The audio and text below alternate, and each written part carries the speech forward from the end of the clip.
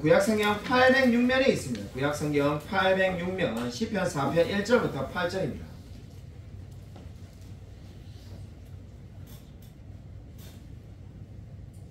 시편 4편 1절부터 8절입니다. 구약성경 806쪽에 있습니다.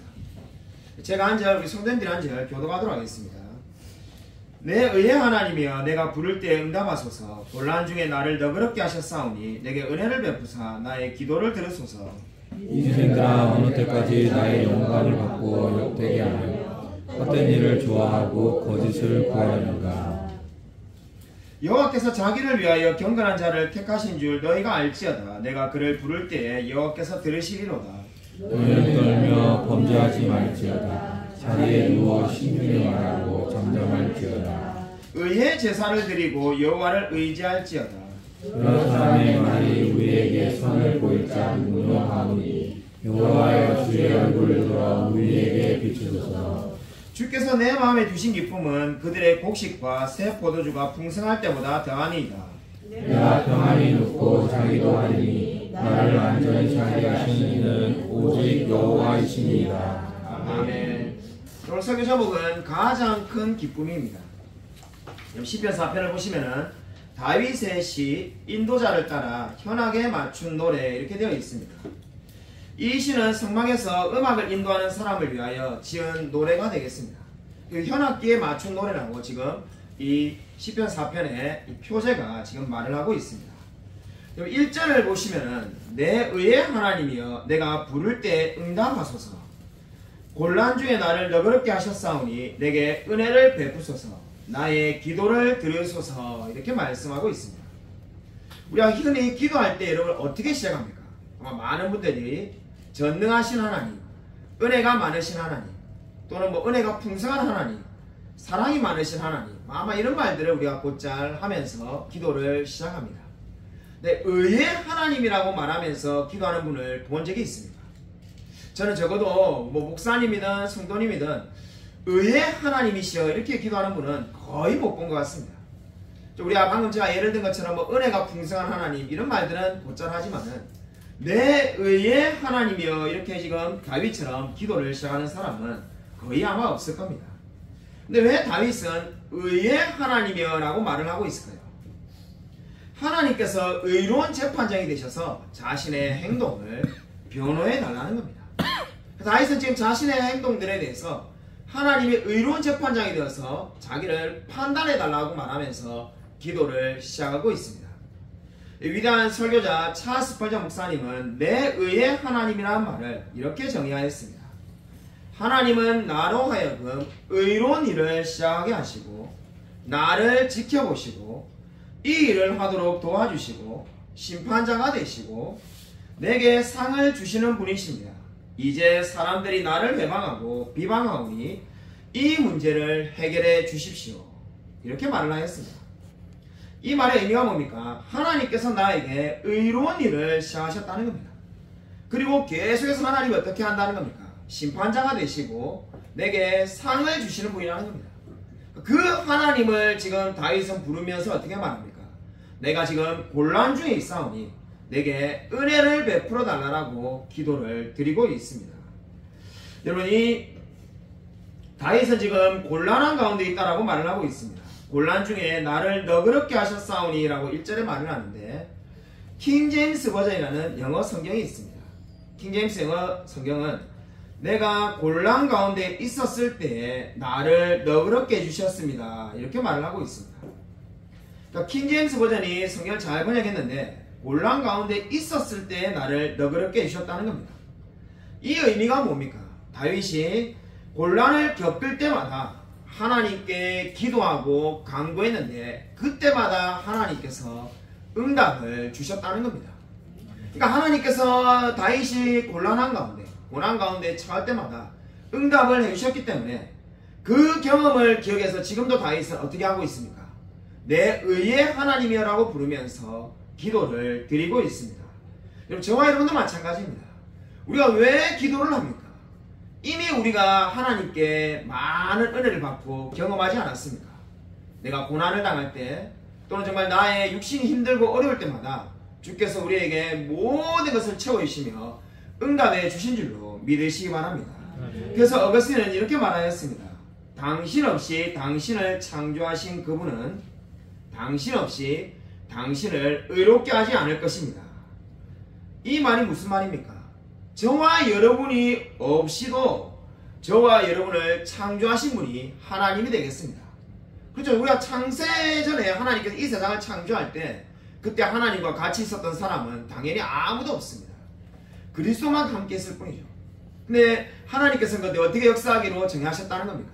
저와 여러분이 없이 이 세상을 창조하셨고 우리를 만드신 그 하나님께서는 이제 우리 없이는 우리를 의롭게 하지 않는다는 겁니다. 이 말은 우리를 통해서 우리를 의롭게 만들어 가시기로 하나님께서 결정하셨다는 겁니다. 이 어거스틴의 고백이 바로 오늘 4편 1절에 있는 시편 4편 1절에 내 의의 하나님이라는 말씀의 의미가 되겠습니다. 왜 다윗은 내 의의 하나님을 부르고 있습니까? 그 하나님께서 나를 통해서 나를 의롭게 하실 분임을 믿기 때문에 내 의의 하나님이라고 말을 하고 있는 겁니다. 다윗은 한 번도 죄를 짓지 않았기 때문에 나의 의의 하나님이라고 말하는 게 아닙니다. 자신도 연약하고 부족하지만은 하나님께서 나를 의로운 자로 만들어 가실 것임을 믿기 때문에 내 의의 하나님이라고 지금 기도하고 있습니다. 여러분 1절 마지막 절에 다윗은 내 기도를 들으소서라고 말을 하고 있습니다. 그래서 어떻게 합니까? 애원하며 탄원하고 있습니다. 근데 우리를 당혹스럽게 만드는 것은 2절 이하의 그 어디에도 다윗이 왜 탄원하는지, 왜 애통해하는지 그 이유가 등장하지 않는다는 겁니다. 우리가 아는 대부분의 시편은 어떻습니까? 하나님께 기도를 시작하면은 자신이 왜 이런 기도를 드리는지 그 이유가 분명하게 등장합니다. 저와 여러분도 마찬가지죠. 기도할 때 정말 하나님 도와주셔서 이렇게 막 울면서 기도를 시작한다면은 무엇이 필요한지, 왜 기도를 하고 있는지, 돈이 필요합니다. 또는 사업이 힘듭니다. 우리가 이렇게 그 이유를 자연스럽게 말하게 됩니다. 근데 이 다윗은 지금 오늘 여기에 그 이유가 전혀 나와 있지 않습니다. 근데 가만히 보면 근데 2절에 뭐라고 말하고 있습니까? 인생들아 어느 때까지 나의 영광을 바꾸며 욕되게 하며 이렇게 말을 하고 있습니다. 여러분 여기서 인생들아라는 말이 무엇입니까? 높은 사람들을 가리키는 겁니다. 옛날에는 귀족이겠죠. 힘있고 권세 있는 사람들이 지금 어떻게 한다는 겁니까? 다윗에게 계속 악한 일을 행하고 있다고 다윗이 말을 하고 있습니다. 그러니까 2절 이하에 명쾌한 이유는 나오지 않지만은 아마도 지금 수많은 힘있는 권세 있는 자들이 다윗을 힘들게 하고 괴롭히고 있다고 우리가 생각할 수가 있겠습니다. 근데 이 다윗은 이 지금 괴로운 상황 가운데 자신이 힘이 없고 연약하기 때문에 권세 있는 자들 앞에서 어찌할 줄 모르지만은 다윗이 믿고 있는 바가 무엇입니까? 바로 3절에 나오는 것처럼 여호와께서 자기를 위하여 경건한 자를 택하신 줄 너희가 알지어다. 이 말이 무엇을 의미합니까? 여호와께서 하나님의 영광을 위하여 경건한 자를 택했다는 겁니다. 그러니까 다윗이 하나님의 택함 받은 자이고 경건한 자인데 하나님께서 그 경건한 자기의 백성을 지켜 보호하고 인도하지 않겠냐는 겁니다. 그것을 너희가 알라는 말이 뭡니까? 그 많은 인생들이 높은 관직을 가지고 있는 사람들이 자기가 얼마든지 다윗을 이길 수 있고 괴롭힐 수 있다 생각하고 지금 핍박을 가하지만은 하나님은 경건한 자를 택한 줄로 알고 믿으라고 그렇게 선포하고 있습니다. 이 말이 무엇을 의미하는 겁니까? 결국 다윗은 아무런 해가 없을 거라는 겁니다. 이 놀라운 확신이 어디서부터 나오는 겁니까? 하나님께서 나를 택하시기 때문에 반드시 지켜보아 주실 줄로 믿는다라고 말을 하고 있습니다. 이 놀라운 하나님을 믿으시기 바랍니다. 하나님은 결코 우리를 내버려 두지 않을 것입니다.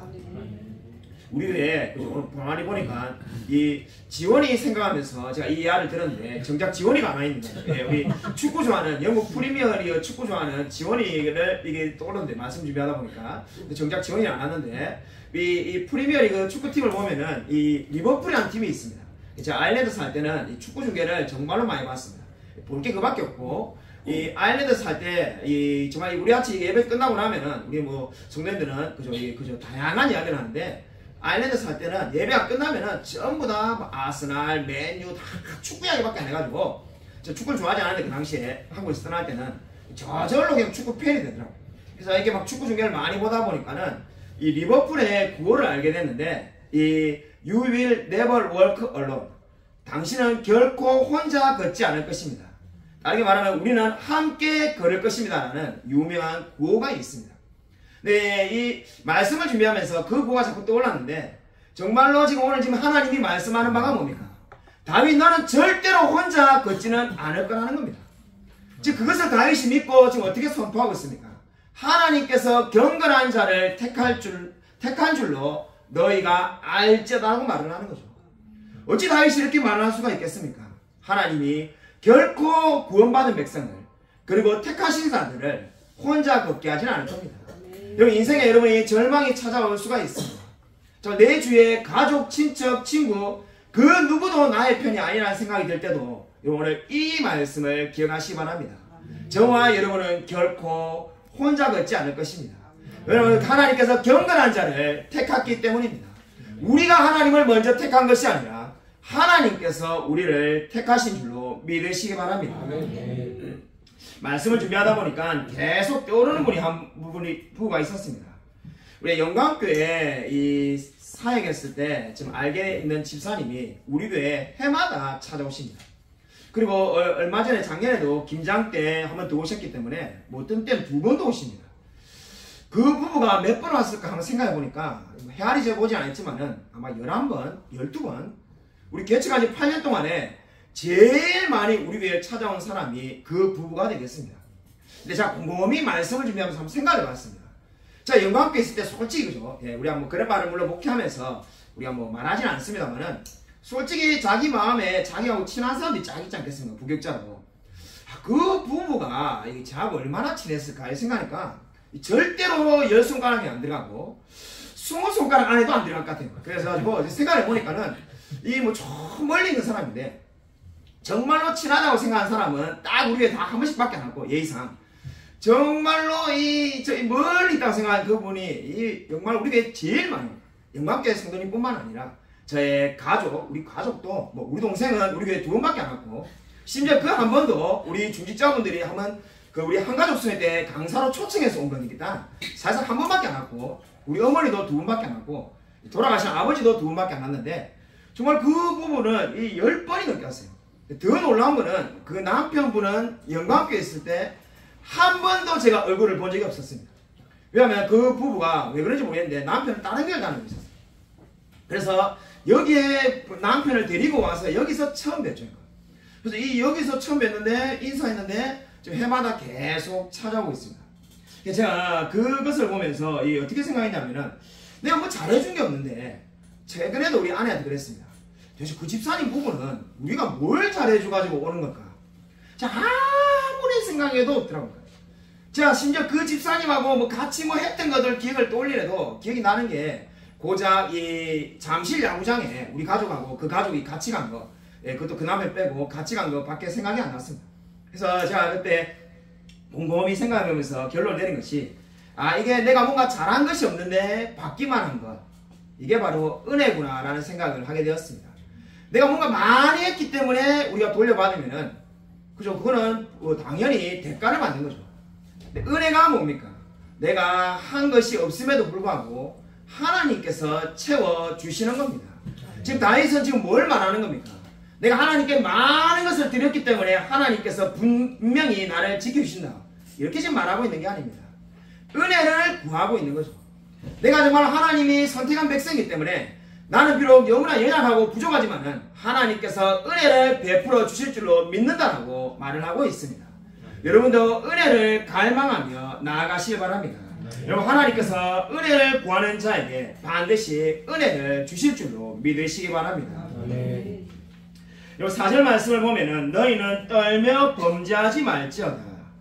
자리에 누워 심중에 말하고 잠잠할지어다. 이렇게 말을 하고 있습니다. 여러분, 너희는 떨며라고 말을 하고 있는데 이 떨다는 말이 NIV 성경을 보면은 분노하다라고 되어 있습니다.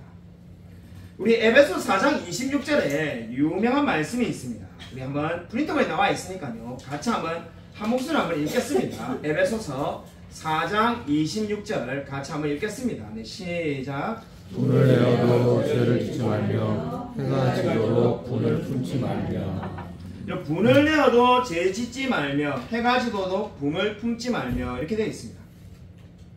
여기 지금 우리 시편 4편에 있는 떨며가 에베소서 4장 26절에 분을 내다는 말과 같은 단어가 되겠습니다. 그래서 이 떨며를 NIV 영어 성경은 분노하다고 말하고 있는데 바로 이 떨며 또는 분노하며, 그러니까 지금 다윗이 그 대적하는 자들에게 어떻게 말합니까? 분노 중에라도 죄를 범하지 말고 잠자리에 누워 곰곰이 생각해봐라고 말을 하는 겁니다. 너희들이 지금 나에 대해서 분노가 가득 차겠지만은 그 분노를 어떻게 하라는 겁니까? 죄를 짓지 않도록 주의하라고 말을 하고 있습니다. 마음에 우리가 분노가 가득 찰 때가 있습니다. 그죠? 사람이 분노를 내지 않는 사람이 누가 있겠습니까? 예수님도 그저 분을 내가지고 성전에서 상을 뒤엎었는데 인간 모든 사람들이 분을 내게 되어 있습니다. 근데 성경은 분노를 하는 것 자체를 죄라고 하는 것이 아니라 지금 어떻게 말합니까? 분을 내어도 죄 짓지 말라는 거죠. 그렇기 때문에 지금 어떻게 말합니까? 해가 지도록 분을 품지 말라는 겁니다. 해가 지도록 분을 품지 말라는 말이 무엇입니까? 우리는 하루의 시작이 아침이 될 때 하루가 시작된다고 믿습니다. 근데 히브리 사람들은 해가 지면은 하루가 시작되는 겁니다. 그러니까 해가 지도록 분을 품지 말라는 것은 오늘이 끝나고 내일이 될 때까지 분을 품어서는 안 된다는 거죠. 오늘 부부 사이에 싸움이 있든지 아니면 부모 자식 간에 싸움이 있든지 아니면 직장 동료랑 뭐 크게 싸우든지 간에 그 다음날 그 문제로 또 싸우는 것은 어떻다는 겁니까? 죄를 짓는 거라고 말을 하고 있습니다. 제가 그죠, 이게 우리 물론 제일 잘했다고 생각하는 이것이 우리 결혼했는지 아마 우리 근데 아내는 동의하지 않을 것 같은데 많은 설교 때 이거 원고에 지금 안 썼는데 아무리 생각해보니까 써봐야 집에 가면은 그래봐야 뭐하냐 이렇게 말할 것 같은데, 그래서 할까 말까 망설여가지고 어제 지금 목양실 앉아가지고 이거를 몇 번을 지웠다 넣었다 우리 견뎌가 보겠습니다. 그래서 어제 우리 양재 권사님께서 뭐 일이 있어가지고 교회에서 막 이렇게 와서 계셨는데 저는 목양실 앉아가지고 계속 이걸 지웠다가 넣었다가 그래서 이때까지 설교의 경험을 보면은 지웠다 넣었다 하는 거는 안 하는 게 낫겠다 이런 생각해가지고 안 하기로 결심했는데, 근데 저도 모르게 지금 또 말이 나왔습니다. 그래서 제가 우리 결혼하고 제가 생각해 보니까는 이 결혼한 지 20년이 넘었는데 한 번도 우리는 오늘 싸운 거 가지고 내일 서로 토라져 가지고 나 삐져가지고 한 번도 말을 하지 않은 적이 단 한 번도 없습니다. 막 심한가까이 싸워가지고 뭐 대판 싸워가지고 뭐 이게 뭐 진짜 뭐 산이 많이 이런 적도 있긴 있지만은 그래도 그 다음 날이 되면은 늘 뭐 언제 그러냐는 듯이 그냥 잘 지냈습니다. 그게 정말로 제일 잘한 거라 생각이 들고 뭐 제 공로기보다는 우리 박지영 제 아내가 잘 참아준 거죠. 물론 이제 제가 근데 이걸 왜 말할까 말까 생각을 했냐면은 아마 우리 아내는 이렇게 말을 하면은 그 다음날 화를 안 내는 게 중요한 게 아니라 처음부터 아예 안 내야지 그게 무슨 의미가 있냐 이렇게 할 것 같아가지고 그런데 하여튼 제가 그런 얘기죠. 흔히 말하는 화는 잘 내지만은 이 뒤끝은 없는 그래서 저는 이제 그 좋은 성격이 되는 생각이지만은 우리 아내는 그렇게 생각 안 할 것 같아가지고 막 설교 때 말할까 말까 이랬는데 제가 이번에 중국에 가서도 그 이야기를 들었는데 막 한 번 싸우면은 말을 오랫동안 안 하는 분들이 많습니다. 목회하면서 그런 분들을 많이 만났는데 어떤 부분은 뭐 한 달 동안 말을 안 하는 그런 분도 있다고. 그래서 저는 목회하면서 유심히 본 게 부부가 따로따로 앉는 사람들은 늘 같이 앉다가, 그러니까 처음부터 아예 따로 앉다는 몰라도 같이 앉다가 어느 날 갑자기 따로 앉기 시작하면은 싸웠구나 이런 생각이 들던데, 참으로 여러분 성경은 뭐라고 말합니까? 해가 지도록 분을 품어서는 안 된다고 말합니다. 우리가 정말로 늘 말씀을 믿는 자라고 말하지 않습니까? 성경이 하라는 대로 하는 사람이 진정으로 참 그리스도인입니다. 여러분, 우리가 정말 억울할 때가 많고 정말 내가 손해봤다는 생각이 많고 내 의견이 맞다는 생각이 들 수 있지만은 해가 지도록 분을 품어서는 안 됩니다. 그럼 이거는 성경이 명령하는 말이거든요. 어제 일은 어제 일로 끝나야 되는 겁니다. 어제 일을 내일을 또 이야기하는 것 자체가 이미 잘못된 겁니다.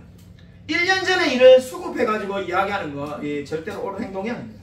뭐 5년, 10년 전의 일을 다 수급해가지고 이야기를 해가지고 그저 살아남으시는 사람이 누가 있겠습니까? 오늘 정말 성경이 말하는 대로 해가 지도록 분을 품지 않는 저와 여러분이 되시기를 주님의 이름으로 축원드립니다. 여러분 6절 말씀을 우리 같이 한번 읽겠습니다. 6절 같이 읽겠습니다. 시작. 여러 사람의 말이 우리에게 선을 보일 자 누구뇨 하오니 여호와여 주의 얼굴을 들어 우리에게 비추소서. 여러분 여러 사람의 말이 우리에게 선을 보일 자 누구뇨 하오니 이렇게 말합니다. 여러분 여러 사람이 선을 보여달라고 말을 하고 있습니다. 여러분 여기서 말하는 여러 사람들이 누구입니까? 지금 오늘 이 사항은 정말 대부분의 많은 학자들이 인정하는 것처럼 지금 다윗이 비가 내리지 않아서 곤욕스러워한다는 겁니다. 다윗이 곤욕스러워하는 것은 지금 이 높은 사람들이 자기를 압박하는데 그 압박도 역시 마찬가지죠. 비가 내리지 않으니까 가뭄이 들고 기근이 오고 먹고 살 문제가 해결되지 않으니까 지금 다윗에게 많은 압박과 이 어려움이 찾아오고 있습니다. 비가 내리지 않으니까 농사를 지을 수 없는 상황에서 사람들이 다윗에게 우리에게 선을 보일 자가 누구냐라고 묻고 있습니다. 이 말을 좀 더 당시의 상황에 맞게 바꾸면은 어떻게 말을 할 수가 있겠습니까? 우리에게 비를 내릴 자가 누구냐라고 묻고 있습니다. 당연히 비를 내릴 사람이 누구겠습니까? 하나님이지 않겠습니까? 근데 사람들은 이제 그것을 믿지 못해서 우리에게 비를 내릴 자가 누구냐고 묻습니다. 사면 초가에 몰려있는 이 다윗이 여호와여 주의 얼굴을 들어 우리에게 비추소서라고 우리가 이미 잘 알고 있는 구약 성경 말씀을 지금 말을 하고 있습니다. 여호와여 주의 얼굴을 들어 우리에게 비추소서라는 말은 우리가 너무나 잘 아는 민수기 6장 24, 26절에 있는 말씀이 되겠습니다. 우리 프린터문에 다 나와 있으니까요. 같이 한번 한 목소리 한번 읽겠습니다. 네, 시작. 여호와는 내게 복을 주시고 너를 지키시기를 원하며 여호와는 그의 얼굴을 내게 비추사 은혜 베푸시기를 원하며 여호와는 그 얼굴을 내게 영화하여 평강 주시기를 원하노라. 아멘. 우리가 너무나 잘 아는 말씀이 되겠습니다. 여러분이 오늘 다윗은 지금 어떻게 하고 있습니까? 사람들의 많은 비난을 받는 가운데 이 다윗은 하나님의 말씀을 먼저 떠올렸습니다. 지금 사람들로 하여금 많은 비난을 받는데 얼마나 힘들겠습니까? 우리가 인생을 살다 보면은 그저 사람들이 다 모든 사람들이 정말 자기를 비판할 때 사실 견디기가 어렵습니다. 근데 그 다윗은 지금 어떻게 했습니까? 그 비난 가운데서 하나님의 말씀, 바로 민수기 6장에 있는 말씀을 떠올렸습니다. 그래서 여호와께서 그 얼굴을 들어서 비추어 달라고 간구하고 있습니다. 다윗 주변에 있는 사람들은 다윗에게 이 문제, 비가 오지 않는 문제 해결해 줄 사람이 어디 있느냐, 어떻게 할 거냐라고 지금 따져 묻고 있습니다. 실제로 다윗의 삶을 보면은 시므이라는 사람이 다윗을 맹렬하게 저주하기도 하였습니다. 다윗이 사울 대신 왕이 되었기 때문에 압살롬이 반역하였을 때 시므이가 크게 저주하며 나아가기도 하였습니다. 근데 다윗은 지금 근데 이러한 모든 어려운 상황 속에서 주의 얼굴을 들어 우리에게 비추어 달라고 간절하게 말을 하고 있습니다. 여러분, 하나님께서 다윗의 기도에 어떻게 응답했을까요? 놀랍게도 다윗이 이 시를 쓸 때까지 아직까지 응답을 받지 못하였습니다. 근데 놀라운 것은 다윗이 확신에 차서 7절에 이렇게 고백하고 있습니다. 주께서 내 마음에 두신 기쁨은 그들의 곡식과 새 포도주가 풍성할 때보다 더하니이다. 지금 여러분, 다윗이 지금 새 포도주와 그리고 곡식을 받아가지고 이 말을 하고 있는 것이 절대로 아닙니다. 지금 비가 오지 않고 있습니다. 상황은 달라진 게 아무것도 없습니다. 그런데 다윗이 어떻게 말합니까? 자신은 마음이 기쁘다는 겁니다. 그 기쁨이 얼만큼 크다는 겁니까? 그들이 바로 자신을 비판하는 그 사람들이 곡식과 새 포도주를 가져가지고 기뻐할 때가 있지 않겠습니까? 사람이 곡식이 많고 새 포도주가 많은데 누가 기뻐하지 않겠습니까? 그때 기뻐하는 그 모습보다 자신은 지금 더 기쁘다라고 말을 하고 있습니다. 여러분, 이 기쁨이 너무나 놀랍지 않습니까? 정말 이 다윗이 말하는 이 기쁨이 세상 사람들은 알지 못하는 기쁨이 되겠습니다. 여러분, 세상에 그 누구가 지금 비가 내리지 않는 상황 속에서 가뭄이 있는데 나는 내가 곡식을 많이 가졌을 때보다 더 기쁘다라고 담대하게 선언할 수 있는 사람이 누가 있겠습니까? 여러분, 철학자 키르케고가 이런 말을 한 적이 있습니다. 그분의 책을 보면은 세상이 주는 기쁨은 뭔가, 마차를 타고 가다가 어두운 밤에 마차를 타고 가다가 내 앞에 등불이 있는데 그 등불을 이렇게 들고 나가는데 그 등불이 비춰주는 빛이 세상이 주는 기쁨이라는 거죠. 그러니까 하나님께서 주는 기쁨은 뭔가, 바로 밤하늘에 있는 수많은 별들이 빛을 내고 그 빛이 뭐냐면은 바로 하나님께서 주시는 기쁨이라고 키르케고르가 적절하게 비유하였습니다. 지금 바로 오늘 다윗이 어떻게 말하고 있습니까? 세상의 기쁨은 곡식과 포도주를 많이 얻으면 그때 기뻐한다는 거죠.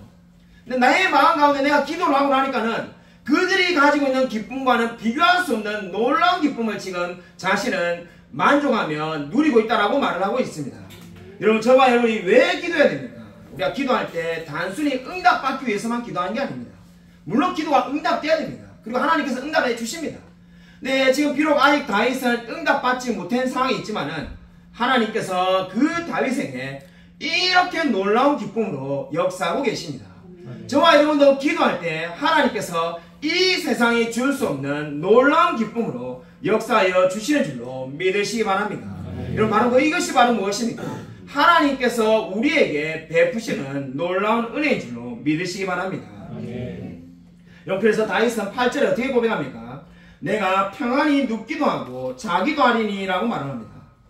여러분, 사실 우리가 인생에 조그마한 고민 하나만 생겨도 사실 밤에 잠이 안 옵니다. 여러분, 밤에 잠이 안 오면은 삶의 수준이 확 떨어집니다. 자, 중국에 이번에 가니까는 막 그저 가자마자 기침이 나가지고 제가 깜짝 놀랐는데, 제가 평상시에 장기침을 안 하는데 왜 할까 이러니까 그게 습도가 많아가지고 바닷가 앞이니까 그렇다고 해가지고 밤에 막 자다가 기침하다가 몇 번을 깼습니다.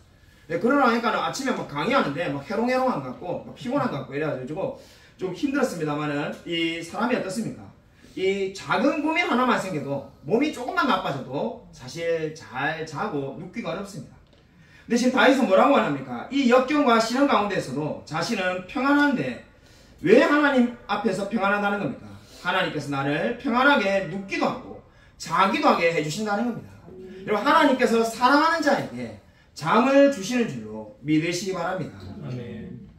신앙생활 하면서 제일 많이 들었던 질문 가운데 하나가, 여러분, 왜 하나님은 이렇게 착한 우리에게 또는 나에게 이렇게 나쁜 일이 많이 생기도록 허락하십니까? 라는 말을 정말로 많이 들었습니다.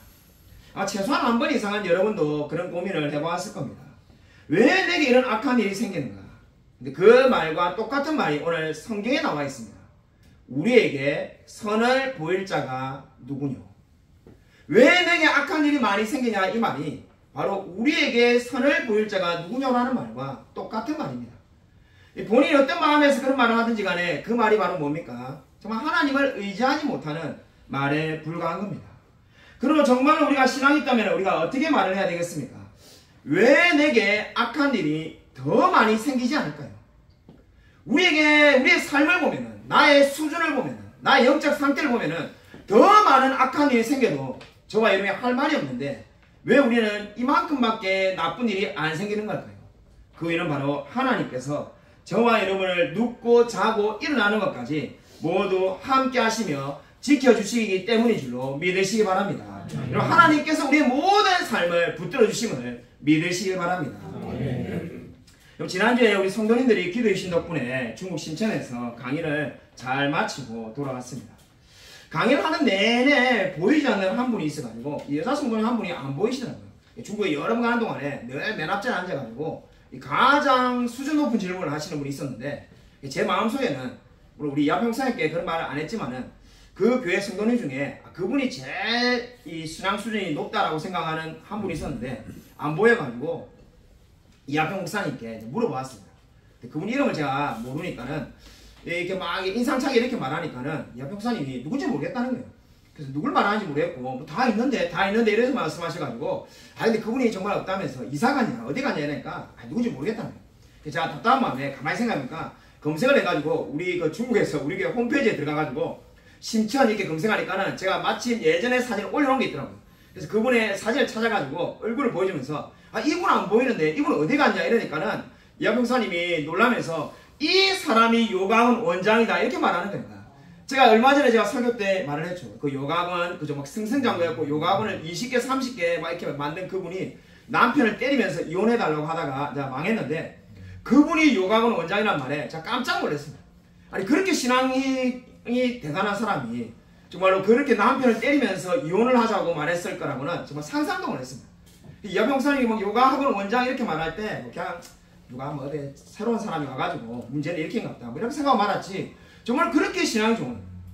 제가 그때 잊어버렸는데 나는 이제 이번에 가서 또 듣게 됐지만은 그분이 대만의 신학교 교수님이 중국의 그 심천에서 10년간 사역하다가 했는데 그 10년 동안 대만 신학교 교수님 밑에서 배웠기 때문에 정말로 질문도 뛰어나고 굉장히 성경에 대해서 아는 게 많았습니다. 그래서 정말로 그렇게 여러 번 생각했는데, 아니 중국에 이런 사람이 다 있나 예전에 그런 생각했는데, 그 사람이 정말로 입에 담기도 올 정도로 그래서 남편을 매일 때리고 이혼해라고 하고 막 이렇게 이혼서를 갖다 놓고는 이혼 안 하면은 뭐 죽여버리겠다 하고 이렇게 했을 거라고는 정말 상상이 안 돼가지고 이 중국에서 제가 굉장히 충격을 받았습니다.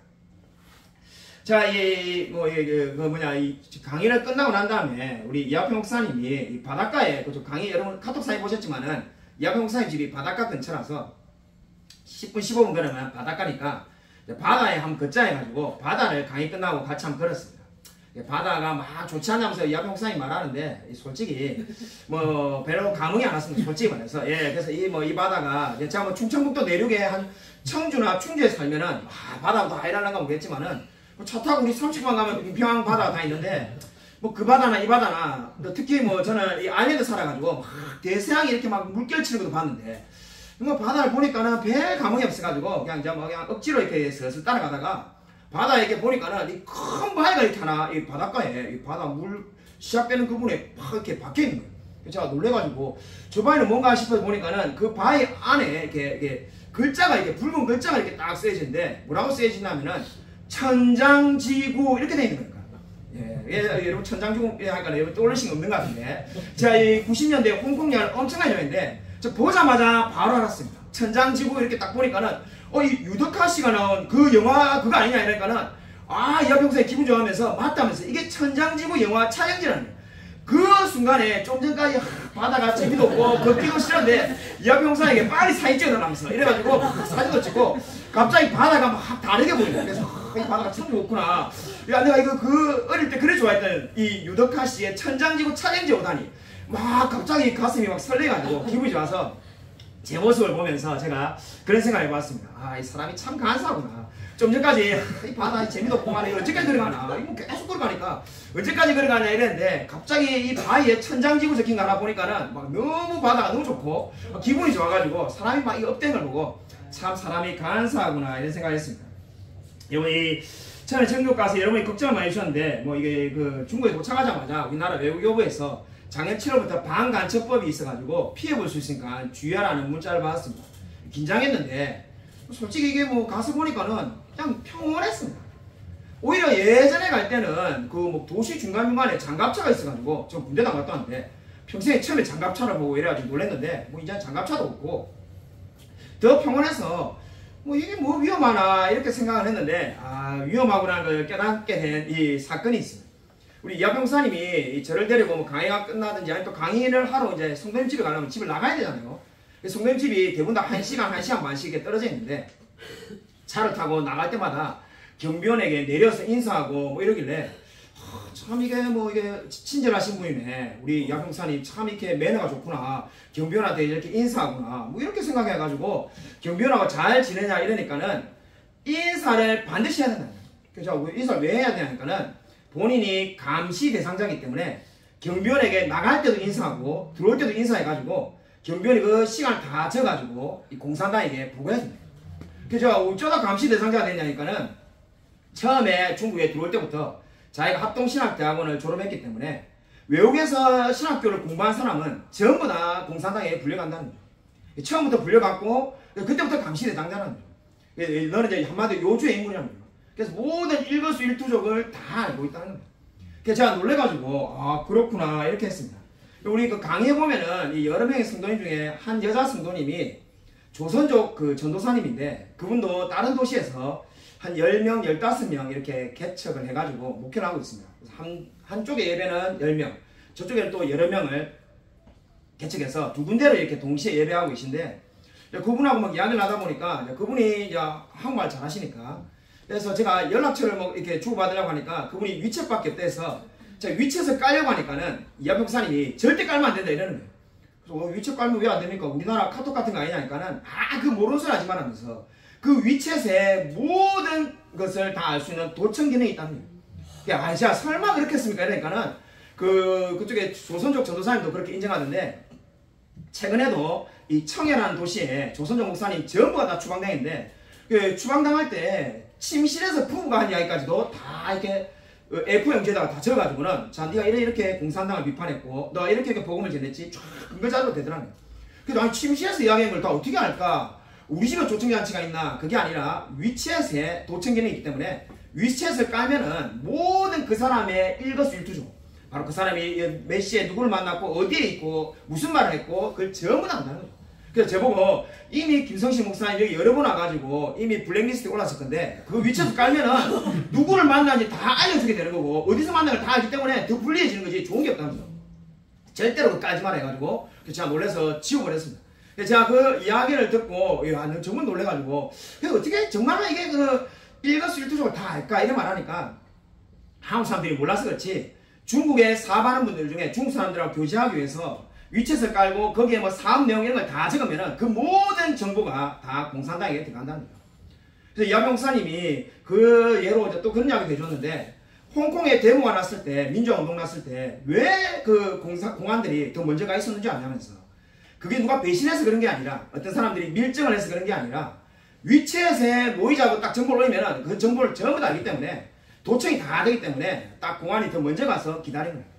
그래서 이 중국 사람들은 위챗이 없으면 살 수가 없는데 실제 제가 가서 보니까 이제 돈을 쓴 사람은 한 명도 없고 전부 위챗으로 결제하고 위챗으로 뭐 사먹고 위챗으로 뭐 다 버스표 내고 이러는데 그렇게 만든 이유가 이 모든 세상을 다 통제하기 위해서는 자 이야기를 듣다 보니까는 막 식은땀이 날라 해가지고 와 이렇게 놀랍다 이런 생각이 드는데 그래서 이하병 목사님이 뭐라고 하냐면은 위챗에는 자기가 밤에 얼마나 코를 많이 보는지 이런 것도 이게 녹음할 수 있는 기능인데 그런 것도 다 만들어 놓은 이유가 그 모든 그 자료를 다 공산당에 가져간다.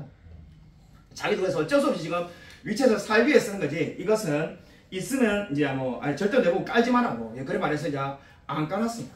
그런 말을 듣고 나니까는 그 전까지는 제가 평온하다 뭐 평안하네 이렇게 생각하다가 어이구 무섭구나 이래가지고 이게 겁이 이게 솔직히 많이 났습니다. 네, 제가 이게 설교할 때 주된 내용이 뭐였냐면은 교회사를 제가 공부했으니까 이 교회사 박사과정 때 깨달은 거 외부에 아무런 핍박이 와도 아무리 많은 핍박이 와도 교회는 결코 무너지지 않는다는 게 이번 강의의 주제였습니다. 그러니까 외부에서 계속 핍박을 하면 핍박을 할수록 교회가 무너지는 게 아니라 오히려 교회는 더 강해져서 승리한다라고 제가 말해 주었습니다.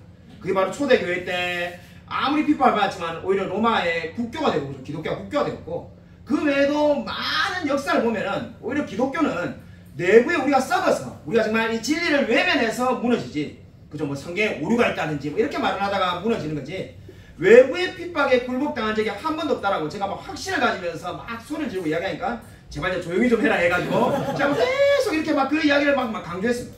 정말로 자 조금의 가장도 아니고 그 이야기 이제 한참 끝나고 5분 정도 지났을 때 이제 점점 다른 주제로 이제 넘어갔는데 갑자기 아파트에 우리 그 제가 사진 보면 첫 번째 집 기억나실 거예요. 처음에 올렸던 그 집에서 띵동 띵동 이게 초인종이 두 번 눌린 거예요. 그래서 이게 누가 올까 싶어서 문을 겹겹이 다 닫고 있고 우리 한번 이렇게 뭐 이렇게 앞에 뭘 막아놨는데 이 띵동 띵동 하니까는 제가 너무 놀래가지고 강의하다가 막 이게 참 이게 흉내도 못 낼 정도인데 깜짝 이렇게 놀래가지고 몸이 막 부드러 뜨렸습니다. 그래가지고 놀래니까는 앉아있는 성도님들하고 특히 이하병 목사님 거의 막 이렇게 넘어지려 하시면서 웃음이 나와가지고 다 막 웃으면서 자지러지는 겁니다. 그래서 제가 왜 이러나 했더만은 다 안 놀랬는데 저만 놀란 거예요. 저는 막 공안이 왔나 싶어가지고 놀랬는데 알고 보니까 그 사진에도 제가 올렸듯이 제가 간식 먹을 거라고 이 피자 배달이 왔는데 그 피자 배달과 초인종을 눌렀는데도 공안이 왔다는 생각이 들어가지고 제가 얼마나 놀랬는지 그냥 제가 얼굴이 빨개졌어요. 제가 정말 너무 부끄러워가지고 두려워하지 말라 이런 말 했는데 제가 제일 두려워가지고 초인종만 두고 올리는데 막 가슴이 뛰가지고 큰일 났다 잡혀가는 거 아닌가 예 그런 생각이 들었습니다. 여러분 아마 그 보시면은 이 성도님들이 자기 집을 오픈해가지고 우리가 모인 것을 아마 여러분이 봤을 겁니다. 정말 대단한 분인 게 잡히면은 이 최근에 그 제가 이 이야기를 들어보니까 우리 아마 더 많은 분들이 모일 수 있는데 일부분들은 이 줌으로 모였던 이유가 최근에 이게 여러 명의 이게 강사님들과 이게 그쪽에 현지인들이 현장에서 잡혀가지고 제 같은 강사들은 추방당하고 그 잡히면 어떻게 되는가 그 집에 이게 그 장소를 제공한 사람은 그 집을 몰수당한다고 합니다. 그러니까 전 재산을 다 뺏어버리는 거예요. 그러니까 이 그분들은 지금 예배 장소를 제공하는 게 자기 목숨과 정말 인생 모든 걸 걸고 자기 집을 오픈하는 거예요. 이야기를 들으니까 정말로 숙연해지더라고요. 자기 인생을 다 걸고 지금 예배를 드리는 거예요. 예배 한 번 드리는데 잡힐지도 모르니까 지금 특히 주위에 막 이렇게 잡혀가지고 재산을 다 몰수당하는 거죠. 이하병 목사님도 만약에 잡히면은 재산을 다 몰수당하고 책도 다 압류당하고 그리고 이제 뭐 고속철도도 탈 수 없고 그렇게 잡혀간 사람은 비행기도 탈 수 없고 아무것도 할 수 없다는 거예요. 한국에 여기 목사님 말에 의하니까 1000명이 넘는 조선족 목사님이 이미 쫓겨나가지고 제주도나 뭐 서울에 와 있는데, 자, 유일하게 할 수 있는 거는 제가 한국 가겠습니다 이러면 보내주겠지만은, 그러지 않으면 이제 중국에 살면은 아무것도 안 된다는 거예요. 정말 그래서 참, 몇 번이나 눈시울이 뜨거워졌는데, 얼마나 이게 감시하시냐면, 이하평 목사님은 한 43명밖에 지금 현재 안 모이기 때문에, 괜찮지만은, 200명, 300명 모이는 이런 교회, 조선족 목사님들의 이야기를 들으니까는, 그분들은 그 도시도 벗어나서는 안 된다라고 명령된답니다. 그래서 한 조선족 목사님은 200명 넘게 모이는데, 가정교회가, 그래서 공안이 그래 말해도, 내가 가가지고 내 마음대로 가면 되겠지. 자기들 어떻게 알겠어? 그러니까 도시를 벗어나고 싶으면은, 예를 들어 우리가 화성이면 화성을 벗어나려면 무조건 당의 허가를 받고 공산당의 허가를 받고 나가야 되는 거예요. 뭐 결혼식을 가든 장례식을 가든 마찬가지랍니다. 근데 한 조선족 목사님이 설마 자기가 어떻게 알겠어 해가지고 그냥 나갔더만은 도시를 딱 벗어나자마자 전화벨이 울려가지고 공산당원이 너 왜 도시를 벗어나? 이렇게 말한다는 거예요. 그리고 그걸 어떻게 하나 싶으니까 역시 그것도 역시 다 위챗에 다 이게 추적 장치 도착이 다 되기 때문에 그 숨길 수도 없답니다. 그래서 우리 말 안 듣고 다음에 또 이렇게 도시를 벗어나면은 그때는 감옥에 갑니다. 그래서 모든 삶을 다 감시하니까는 결국에 조선족 목사님 중에 400명 넘는 교회가 있는데 그런 식으로 계속 사람을 괴롭히고 예배할 때마다 공안들이 막 여러 명 와가지고 다 앉아있고 이러니까 결국 그 교회가 3명, 4명밖에 안 남고 다 교회들이 떠났다는 거죠. 그런 식으로 교회를 계속 다 없애고 있다고 합니다. 그런 상황에서도 우리 이하평 목사님 교회 성도들을 보니까는 제가 정말로 이 도전을 많이 받았는데 제가 한 달에 한 번씩 주문할 때 보통 25명, 26명 듣길래 43명 중에 25명만 새벽기도를 드리는 것 같다. 제가 그런 생각이 들어요. 가서 보니까는 부부는 한 휴대폰을 가지고 보지 않겠습니까? 43명 전원이 새벽기도를 다 드립니다. 43명 전원이 새벽 4시 반부터 아침 7시까지 2시간 반씩 예배를 드립니다. 제가 2시간 반 동안에 늘 설교했는데 계속 모든 분이 한 번도 빠짐없이 전원이 다 새벽기도를 다 드린 거예요. 설 명절 시기에서 정말 시골에 내려간 한두 가정 빼고는 거기서 이제 이 전파가 안 잡히가 되는 분 빼고는 전부 다 새벽기도를 다 드리고 매일 그렇게 예배를 드린 걸 보고 도전을 받았습니다. 이하평 목사님 교회는 교회 나온 지 1년밖에 안 되는 사람, 1년 이내 사람은 성경을 50장씩 매일 읽어야 되고 1년 이상 되는 사람은 다 100장씩 읽어야 된다. 100장을 안 읽는 사람은 성찬을 주지 않는다고 합니다. 근데 사람들이 다 그렇게 하는 거죠. 제가 생각해보니까 하루에 100장을 읽는 사람은 우리나라에 저도 못 읽고 목사님들도 그렇게 못 읽을 것 같은데 제가 솔직히 가서 보고 정말로 참으로 진짜 하나님을 사랑하고 말씀을 사랑하는 사람은 다 중국에 있구나 이런 생각하게 되었습니다. 정말 그걸 보면서 참으로 정말 저와 여러분 우리가 정말로 너무나 어찌 보면은 너무 편안하게 우리가 너무 안일하게 제가 가서 그런 생각했는데 우리 레위기에서 이거를 막 2달, 석 달 만에 쓰고 이렇게 아니라 그죠? 중국에 가서 보니까는 레위기는 일주일만 써야 되는 게 아닌가 했는데 이걸 한다고 뭐 자부심을 느낄 것도 아니고 정말로 하나님의 말씀을 더 열심히 우리가 알려고 노력해야 되겠구나. 우리 자유가 주어졌는데도 우리 마음껏 찾아갈 수 있고 이런 공간도 있는데도 정말로 우리는 너무나 나태하게 살고 있지 않는가라는 생각을 해보았습니다. 그리고 정말로 중국교회의 부흥을 위해서 기도해 주시기 바랍니다. 그리고 정말로 하나님의 말씀에 대해서 우리가 정말 중국교회 성도들과 같은 열정을 달라고 기도하시길 바랍니다. 오늘 성경은 우리에게 가장 큰 기쁨을 이야기하고 있습니다. 그 기쁨이 뭡니까? 하나님께서 함께 하신다는 기쁨입니다. 여러분 정말로 다윗은 하나님이 함께 했기 때문에 곡식과 새 포도주가 풍성할 때보다 더 기쁘다고 말하였습니다. 아마 우리 정말 중국에 있는 성도들도 그 수많은 어려움이 있지만은 하나님이 함께하는 그 기쁨 때문에 자기의 집이 몰수당할 수도 있고 자기가 감옥에 갈 수도 있고 여러 가지 어려움을 당할 수도 있지만은 그렇게 예배드리고 찬양하고 말씀 보고 살며 나아가지 않겠습니까? 여러분 저와 여러분도 마찬가지입니다. 우리가 정말로 하나님께서 주시는 이 기쁨을 누리며 사시길 바랍니다. 세상이 결코 줄 수 없는 이 놀라운 기쁨으로 말미암아 우리가 늘 날마다 하나님께 감사하며 살아가는 저와 우리 모든 성도님이 되시기를 주님의 이름으로 간절히 축원드립니다. 이 시간 우리 말씀을 생각하면서 주여 한번 크게 외치고 간절히 한번 통성하기도 하겠습니다.